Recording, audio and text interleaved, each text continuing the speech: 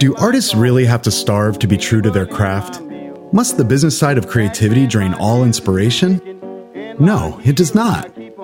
5 minutes on creative entrepreneurship can help you master the business side of creativity, reap greater rewards from your talent, and enjoy your work to the fullest. I'm so glad trouble don't last always. Learning how to manage a business is hard. But why do creative entrepreneurs so often find these skills almost impossible to master?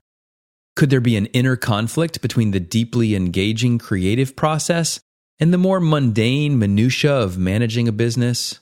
Could this tension be undermining a designer's ability to adapt to business disciplines, or thwarting the artist from putting down the brushes and balancing the books? I'm Eric Holter, and I've been a serial creative entrepreneur for over 3 decades. After graduating from Rhode Island School of Design in 1991, I could cut and print beautiful wood engravings. But I had no idea how to run a business. They just don't teach enough about business in art school. Professional creative services are businesses and require the same basic blocking and tackling management practices as any other business. It took me most of the first decade of my creative career not only to learn these practices, but what was even more challenging, to adapt to them. I'm not going to claim that it's easy for creatives to add business management to their palettes, but yes, it is possible, and it is necessary. You're going to have to learn how to manage your money, control your time, market your services, and manage your employees, even if you're the only one. And this podcast can be your audio guide to help you accelerate the mastery of needed business skills. I'll help you climb the mountain of business concepts, systems, principles, and practices so you can maximize the time you have to create. In the coming weeks, I'll be sharing concepts and solutions relating to the 5 business themes that structure these episodes: money, minutes, marketing, management, and motivation. Episodes on money will discuss the nature of the creative services business model and the economic advantages and liabilities this model entails. We'll discuss how cash flow problems are actually profitability problems, and the unique ways that profitability problems are experienced by creative entrepreneurs.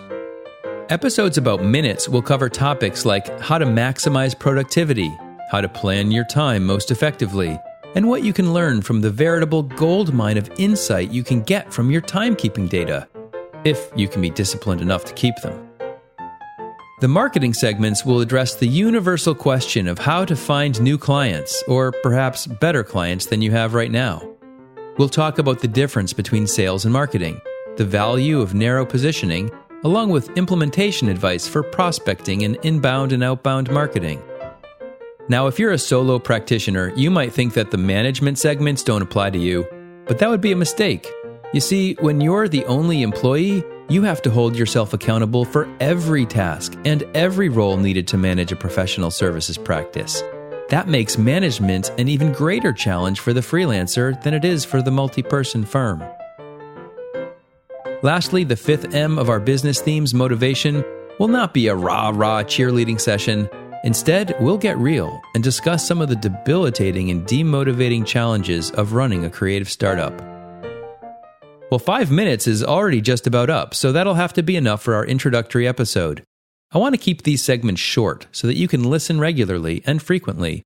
As a podcast enthusiast myself, I know it can be hard to keep up with all your shows, and time is always a limited resource. So, until next time, don't let the business of creativity overwhelm your creative business. 5 Minutes on Creative Entrepreneurship is a podcast by Eric Holter, mentor to creative entrepreneurs. You can find more content and resources at ericholter.com. His book, Blazing the Freelance Trail, is available on Amazon in print, Kindle, and audio. If this podcast is helpful to you, be sure to share it with your colleagues, and ratings and reviews are always appreciated.